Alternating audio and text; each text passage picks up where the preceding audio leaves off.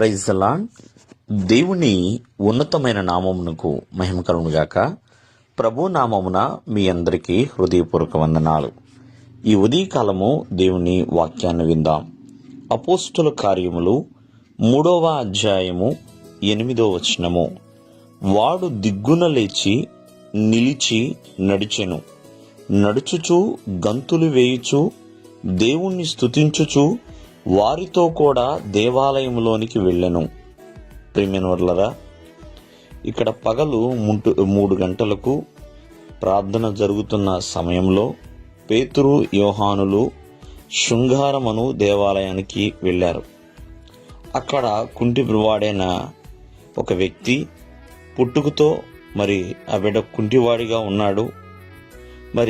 భిక్షం అడుగుతూ అలా ప్రతి దినము కూడా తన దినచర్యని కొనసాగిస్తున్నాడు. అక్కడ పేతురు, యోహానులను కూడా భిక్షం అడిగి ఉన్నాడు. కానీ వారు వెండి బంగారాలు మా దగ్గర లేవు గాని నజరేయుడైన యేసుక్రీస్తు నామములో నడవమని చెప్పారండి.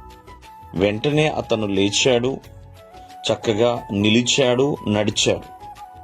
నడవడమే కాదు, గంతులు వేస్తూ దేవుణ్ణి స్తుతిస్తా దేవాలయానికి వెళ్ళాడు.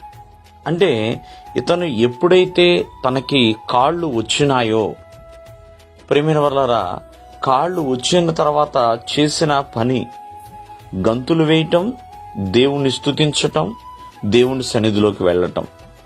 చూడండి, అంటే ఒక కృతజ్ఞత భావాన్ని తను కలిగి ఉన్నాడు. దేవునికి కృతజ్ఞతాస్తుతులు చెల్లించాలి, దేవునిలో సాక్షిగా నేను జీవించాలి అంటూ దేవుని సన్నిధిని మరిచిపోలేదండి. ఎన్నో మార్లు దేవాలయం బయట తను అలా నిలిచిపోయి ఉన్నాడు. కానీ ఎప్పుడైతే తనకి కాళ్ళు వచ్చినాయో వెంటనే ప్రభువును స్తుతించే విధముగా మారిపోయాడు.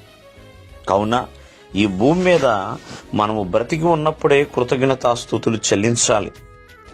దేవునికి సాక్ష్యం అనేది పంచుకోవాలి ప్రియమైన వారలారా.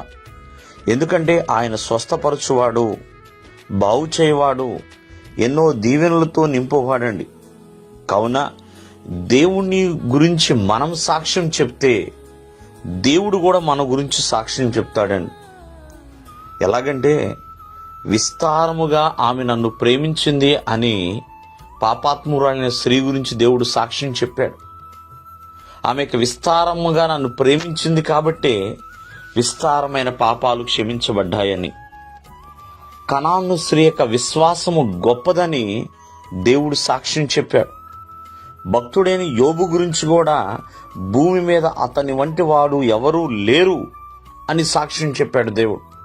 ఇలా కాబట్టి ప్రభువును గురించి ఎప్పుడైతే మనం సాక్ష్యము, కృతజ్ఞత చెల్లిస్తామో దేవుడు కూడా మన గురించి ఒక ఘనమైన సాక్ష్యము చెప్తాడు. దేవుడు మిమ్మల్ని ఆశీర్వదించును గాక. ఆమేన్.